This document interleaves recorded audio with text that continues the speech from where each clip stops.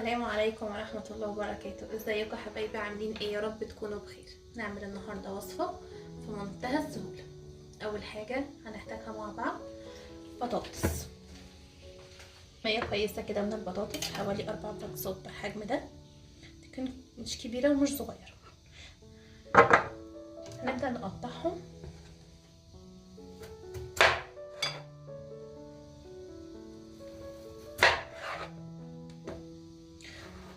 تقطيع عشوائي عادي، المهم يعني ما تبقاش كبيرة قوي عشان تستوي معاكي بسرعة.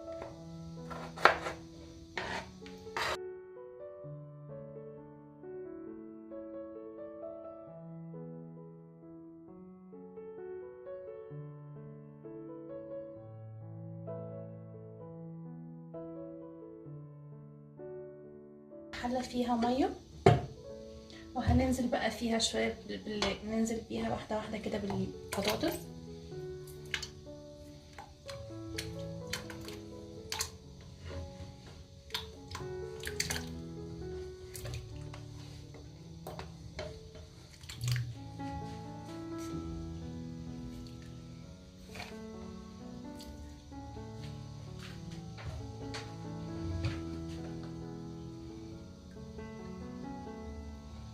حوالي معلقة كبيرة ملح ومعلقة كبيرة زيت.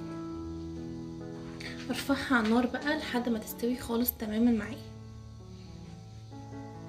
لحد ما البطاطس تستوي معايا نعمل العجينة بقى. هننزل ب4 كوبايات من الدقيق، هنحط الاول 3 كوبايات ونزود الكوباية الاخيرة شوية بشوية.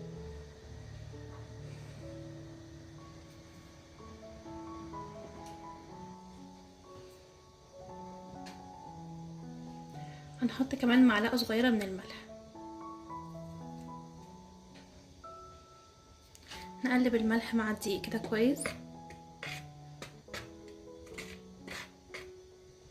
وهننزل بالمية شوية بشوية كده لحد ما العجينة تلم معايا.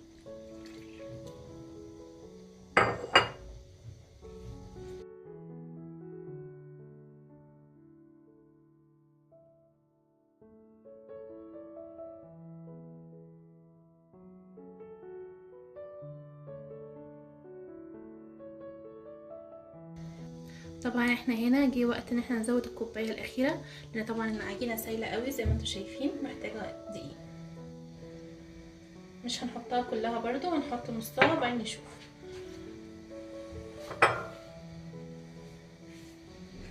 انتي ممكن تتحكمي اصلا في الميه من الاول، بس انا اصلا كنت عايزه ان انا احط 4 كوبايات دقيق، فواحده واحده كده معايا هتزودي ميه شويه دقيق، شويه ميه وشويه دقيق كده. هنحط كمان نص الكوبايه بتاعت الدقيق التانية عشان العجينه محتاجه النص التاني.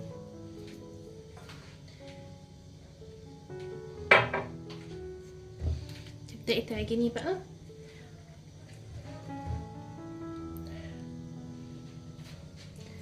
زي ما انتوا شايفين كده، تقعدوا تلموا فيها كتير جدا لحد ما تتلم معاكم، يعني مش كتير ولا حاجه، 10 دقايق مثلا تقعدوا تعجنوا فيها لحد ما تتلم معاكم، ويبقى فيها برضو المطه دي اللي هي التلزيقه الخفيفه دي، ماشي؟ متبقاش ملزقه قوي ومتبقاش ناشفه قوي. طبعا احنا مش حاطين اي مواد دهنيه، لسه بنعجن فيها. المهم انها تتلم معاكم زي ما انتوا شايفين كده.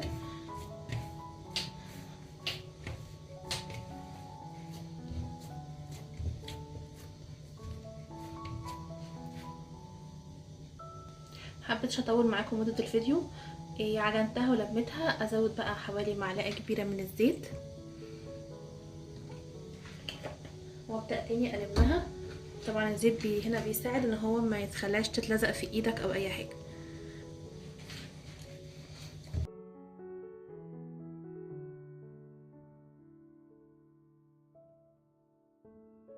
احنا هنا خلصنا الحمد لله، لمينا العجينه.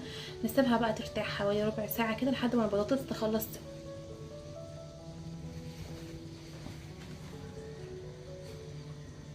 كده البطاطس الحمد لله اتسلقت. انا مش مشكله خالص انها تتهرى معاكي، مش مشكله، انا عايزاها طريه خالص كده، يعني مستويه جدا يعني. نصفيها بقى ونرجع لكم تاني.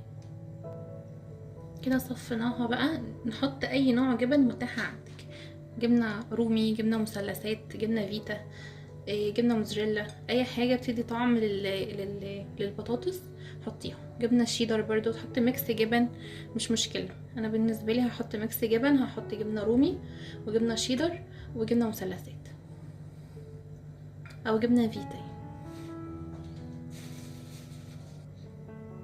نهرس بقى كل ده مع بعضه كده بالشوكه. يفضل طبعا لو البطاطس سخنه علشان خاطر يعني تسيح الجبن معاكي. هنرش بقى ملح وفلفل اسود.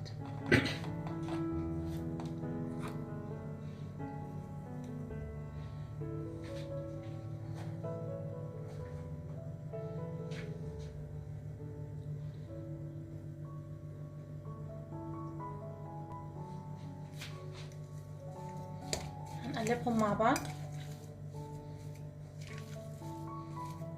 نسيبها بقى على جنب ونرجع تاني للعجينة. هنقسم العجينة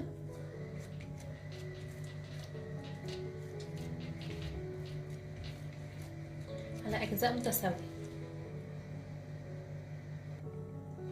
أول حاجة رشة من الدقيق كده على أي سطح عندك،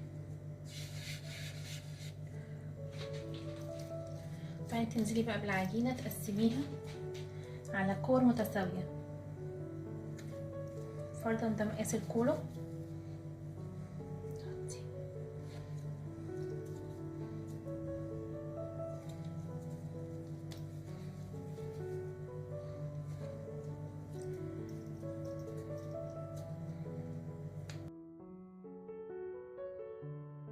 هعمل 6 كور معايا، هعمل زيهم بالظبط من البطاطس. نسيب دي ترتاح ربع ساعة نكون كورنا البطاطس.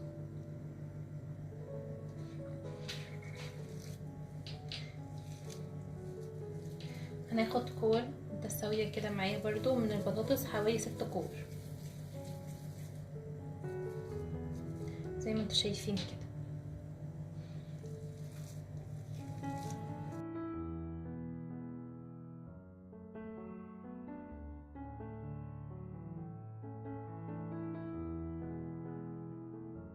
كده احنا عملنا 6 كور من البطاطس زيهم بالظبط من الدقيق او من العجين.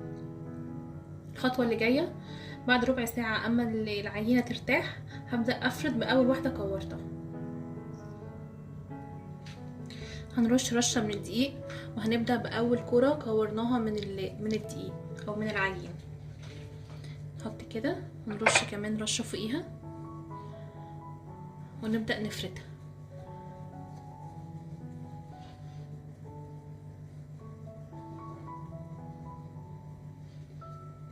احنا هنفردها بشكل عشوائي.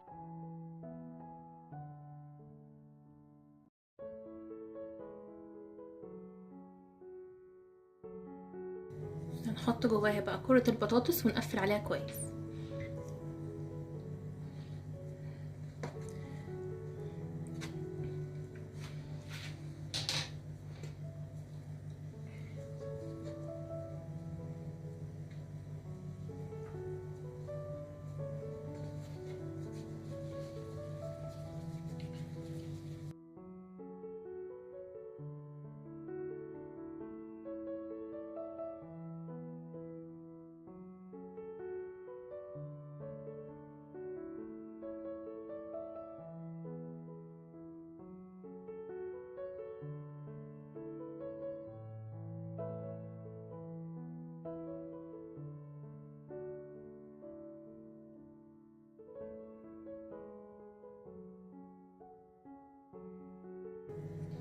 احنا كده خلصنا تكوير العجينة بالبطاطس. نسيبهم بقى تتساب ترتاح شوية لمدة ربع ساعة ونرجع لها تاني. كده ارتاحت ربع ساعة، نبدأ بقى من اول واحدة عملناها نبدأ نبططها.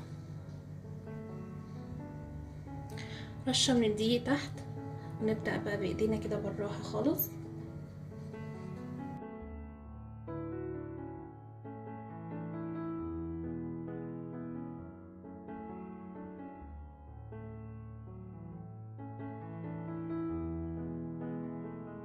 ده شايفين انا مش عايزه السمك بتاعها رفيع عشان ما تنشفش معايا على النار، انا عايزه كده كويس خالص. دي مش مشكله، البطاطس مش مشكله حتى لو بنت معاكي مفيش مشكله. سيبيها بقى على جنب، كملي بقيه العجين بتاعك.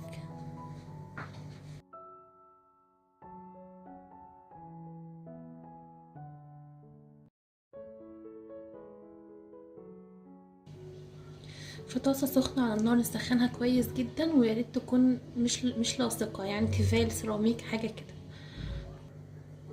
على نار متوسطه بقى هننزل بالعجينه بتاعتك زي ما انت شايفه كده.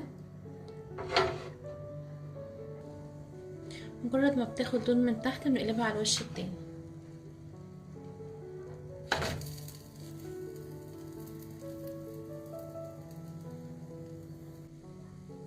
مجرد ما بتاخد اللون من ناحيتين بنطلعها على طول، بس اهم حاجه تكون النار متوسطه اقرب للهاديه. اول ما بتطلع وهي لسه سخنه بندهن وشها بقطعه من الزبده او من السمنه البلدي او الزيت. ممكن تدهنوه على الوشين وممكن تدهنوه على وش واحد بس. كمان بعد ما تخلص دهان كده زي ما انت شايفينه تغطوه على طول وهو سخن عشان يفضل طري.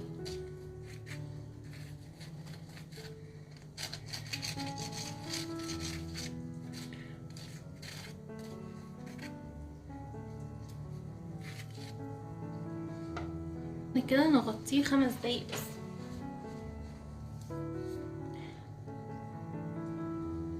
طبعا الشكل بيوصف نفسه، مش محتاجه ان انا اقول لكم طعمه عامل ازاي، مش عايزه اقول لكم برضو طري قد ايه. ده فطير بالبطاطس. عايزه اقول لكم كمان مورق ازاي، مش معجن خالص، مستوي عشان النار هاديه.